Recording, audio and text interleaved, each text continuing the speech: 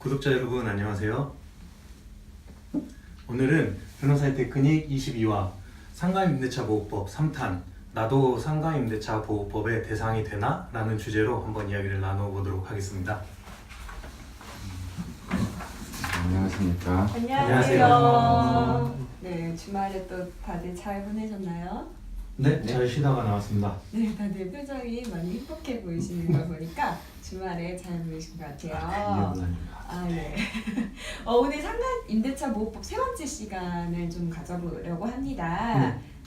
우리 상가 임대차 보호법의 적용 대상은 어떻게 되는지, 그리고 또 대항력과 계약 갱신 요구권 이런 문제에 대해서 좀 이야기를 나눠보고 싶어요. 오늘 또 사연 주신 분이 있다고 합니다. 이 대리님께서 소개 좀 부탁드리겠습니다. 네, 이분은 제가 성함을 홍길동 씨로 바꿔서 한번 설명을 드릴게요. 이 홍길동 씨는 이제 상가를 임차해서 한 10년 정도 이렇게 치과를 운영해 오셨거든요. 근데 지금 상가 주인이 바뀌시면서 좀 나가달라고 이제 얘기를 들으셨대요. 근데 한 곳에서 지금 10년 동안 계속 치과를 운영하시면서 단골 손님들도 많고, 그 다음에 그 인테리어 비용이라든지 지금 그걸 운영하게 된 비용, 그런 비용들을 상당한 금액을 투자를 했을 텐데 지금 갑자기 이사를 나가라고 하면은 어떻게 보면은 새로운 곳에서 다시 시작을 해야 되기 때문에 조금 막막한 상황이거든요. 그래서 이 홍길동 씨가 그 상가임대차 보호법을 통해서 좀 보호받을 수 있는지 그게 좀 궁금하거든요. 네, 우선 그 상가를 이제 운영한다라고 해서 사람들이 상가임대차 보호법이 적용이 될 거다라고 이제 보통 생각을 하시는데, 사실은 법에 엄격하게 이제 규율이 되어 있어요. 상가임대차 보호법이 적용되는 그 상가에 대해서 규정을 하고 있는데, 2조에 보면 적용 범위라고 해서 보증금을 기준으로 이제 말을 하고 있습니다. 예를 들어 서울시 같은 경우는 4억 원이라고 되어 있고, 보증금이 아니라 이제 월세를 주는 경우에는 그 월세 비율을 월세에다가 100을 곱해가지고 그걸 보증금으로 해서 환산을 하죠. 이게 규정이 지금 나오고 있을 텐데 정말 뭐 조금 이해하기 어려우니까 예를 들어 보면요, 강남구에서 서울시 강남구에서 보증금이 2억 원이고 월세 100만 원으로 치과를 운영하고 있다 이러면은 환산 보증금을 계산하는 방법은 2억 원에다가 월세 100에다가 이제 100을 곱해요. 그러면은 1억 원이죠. 2억 원 플러스 1억 원 하면 3억 원이 되는데, 앞에서 그 서울시의 경우는 4억 원이 이제 보증금 기준이에요. 그래서 상가임대차 보호법이 적용이 되는 대상이죠. 근데 생각보다 그 서울시 내에서 상가 중에서 이 상가임대차 보호법 적용되지 않는 것들이 꽤 있어요. 한 몇 %죠? 저는 한 20, 30, 40% 정도로 알고 있어요. 왜냐면 보증금이랑 월세가 좀 높은 것 예, 같아요. 그래서 이거를 체크를 하고 그 다음으로 넘어가야 됩니다. 맞습니다. 그래서 계약 전에 사실 보증금이랑 월세를 보고서 미리 내가 상가임대차 보호법을 적용받을 수 있는지, 그렇죠. 계약 전에 확인을 미리 해야죠. 체크하시는 것도 하나의 방법일 수 있을 것 같습니다.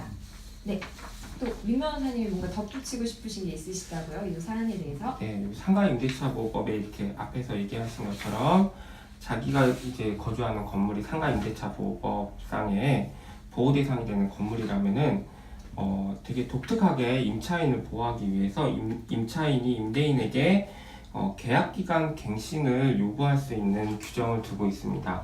원래 임대차 계약이 말 그대로 계약이라서 임차인과 임대인 간에 서로 쌍방의 합의가 완벽하게 이루어져야, 그래야 추가적으로 이제 임대차 계약도 더 늘어날 수 있는 거고 새롭게 체결될 수 있는 건데, 요거는 임차인이 그 상가를 운영하면서 투자한 어떤 투자 비용이라든지 어떤 영업망이라든지 유형적 무형적 자산이 엄청나기 때문에 그 임차인을 보호하기 위해서 이런 규정을 두고 있는데, 이 규정의 근거는 상가임대차보호법 10조입니다. 10조의 근거를 두고 있는데, 이 규정의 내용을 정리하면은 상가임대차보호법에 적용 대상이라면은 임차인이 임대인에게 계약의 갱신을 요구할 수 있습니다.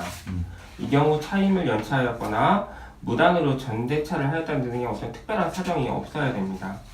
임차인은 계약기간 종료 6개월 전부터 1개월 전까지 계약갱신을 요구할 수 있고, 임대인은 이에 응해야 합니다.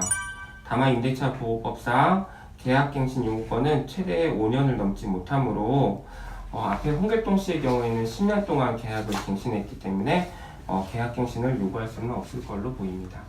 예, 감사합니다. 오늘 이제 저희 두 가지에 대해서 좀 알아봤습니다. 그래서 상가임대차 보호법의 적용 대상이 되는지를 확인하자. 그러려면 아까 변변님이 잘 설명해 주신 것처럼 각 지역별로 환산보증금이 다 다르죠. 그렇기 때문에 내가 과연 이 환산보증금 내에 있는지, 그래서 보호를 받을 수 있는지를 먼저 체크를 해보셔야 할 것 같습니다.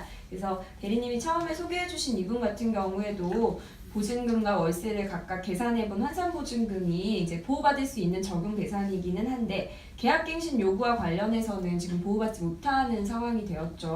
왜냐하면 최대 5년까지만 계약갱신을 요구할 수 있기 때문입니다. 이분은 이미 10년 동안 영업을 해왔기 때문에 계약갱신을 요구할 수는 없는 사안입니다. 좀 안타깝기는 해요. 그러면은 다른 구제 방법이 없는지 또 궁금한데요. 요거는 또 저희가 4번째 시간에 추가적으로 설명을 해드리도록 하겠습니다. 오늘 어때 유익하셨나요? 네. 네, 그러면 저희는 다음에 또 뵙겠습니다. 수고하셨습니다. 감사합니다. 감사합니다.